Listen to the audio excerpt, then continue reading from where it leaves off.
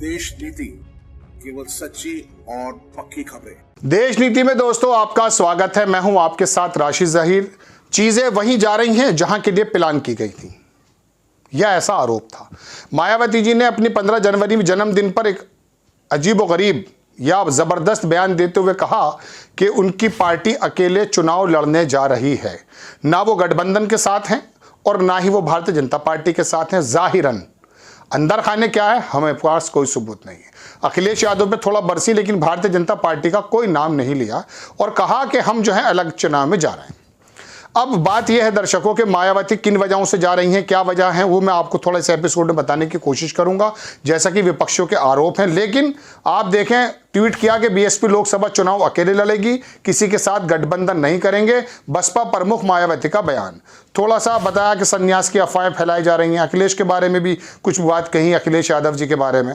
बहरहाल फर्जी और गलत खबरों से गुमराह नहीं होना चाहिए।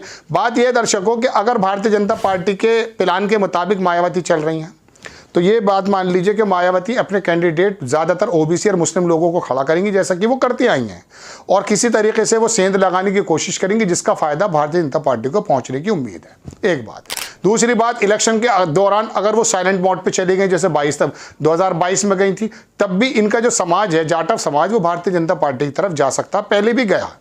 उस सूरत में क्या होगा, भारतीय जनता पार्टी को फायदा पहुंच जाएगा। तीसरी बात यह मानी जा रही है कि इनके भाई के ऊपर प्रॉब्लम है, ईडी का मामला है, चुप रहेंगी, भारतीय जनता पार्टी की साथ चली जाएंगी। इसमें भी भारतीय जनता पार्टी को फायदा, अगर ऐसे आरोप ठीक है। अब गठबंधन को क्या नुकसान है, देखिए कांग्रेस आई के पास अखिलेश यादव जो समझते हैं कि मुस्लिम समाज उनके पास है, इस बार ऐसा महसूस दे रहा है, लोगों का कहना है कि वो कांग्रेस की तरफ चला जाएगा। अगर कांग्रेस से बसपा का गठबंधन होता तो ये 11, 12, 13% जो मायावती का है, ये इंटैक्ट हो जाता तो भारतीय जनता पार्टी के लिए एक चुनौती पेश कर सकता था गठबंधन। लेकिन मायावती ने ऐसा नहीं किया है, उसको धचका लगा है। अब भारतीय जनता पार्टी को फायदे की उम्मीद भी है। लोगों ने तरह तरह की बातें लिखी, वो भी मैं बताऊंगा, लेकिन पहले समीकरण सुन लीजिए। बहुत से लोगों का कहना यह है कि 20% 19% वोट मिलता है। दरअसल इनका वोट जो अपना है जाटव, वो 11, 12, 13% ही होता। बाकी जो ये कैंडिडेट खड़ा करते हैं, मुस्लिम हो, बाकी ठाकुर हो, पंडित हो, कोई भी हो, उसका वोट भी इनको मिल जाता है। कुछ गैर एससी जो हैं, जैसे वाल्मीकि हैं, मतलब जाटव के अलावा, वो तमाम वोट तो ऑलरेडी भारतीय जनता पार्टी को ही जाता है। तो मायावती, लेकिन 11, 12, 13% वोट तो है, इसमें तो कोई दो राय नहीं है। वो वोट मायावती के एक्सीलेटर पर डिपेंड है। अगर मायावती एक्टिवली रोल प्ले कर गई तो वो वोट भारतीय जनता पार्टी में नहीं जाएगा, बसपा के अंदर आएगा। ये नुकसान पहुंच जाएगा कि कम से कम गठबंधन को ये फायदा होगा कि जो बहुजन समाज पार्टी का वोट 2022 के अंदर चला गया था भाजपा में और योगी आदित्यनाथ जी की सरकार बन गई थी, वो नहीं बनेगी।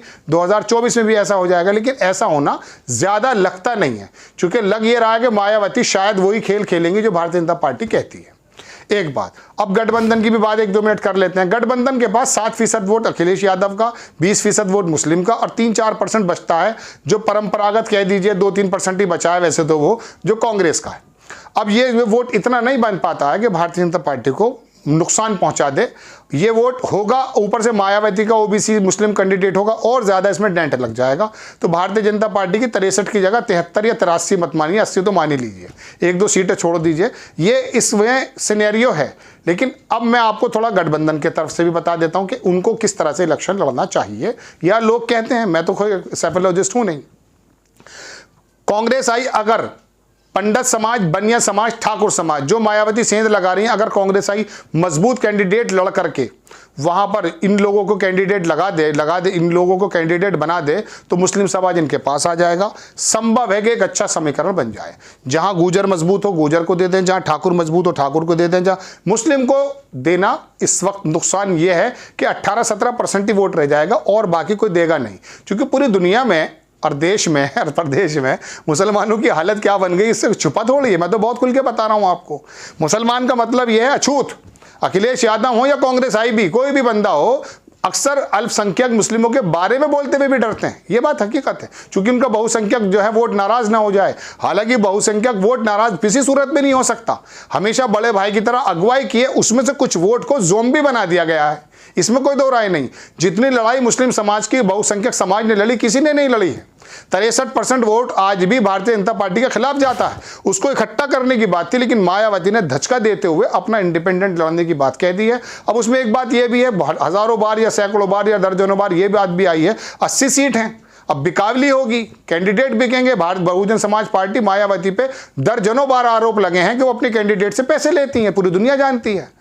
हम नहीं कह रहे हैं अपनी तरफ से कोई शब्द भी, आरोपों के मुताबिक बात बता रहा हूं।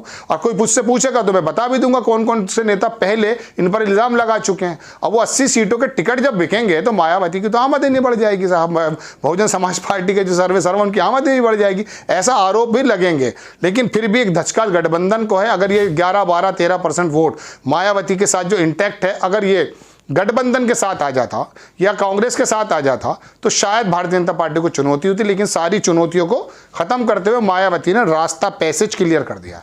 आपको खबर कैसी लगी अपनी राय कमेंट्स बॉक्स में जरूर दीजिए। चैनल को सब्सक्राइब कीजिए, शेयर कीजिए। नेक्स्ट टाइम में किसी खबर के साथ आता हूं। जय हिंद।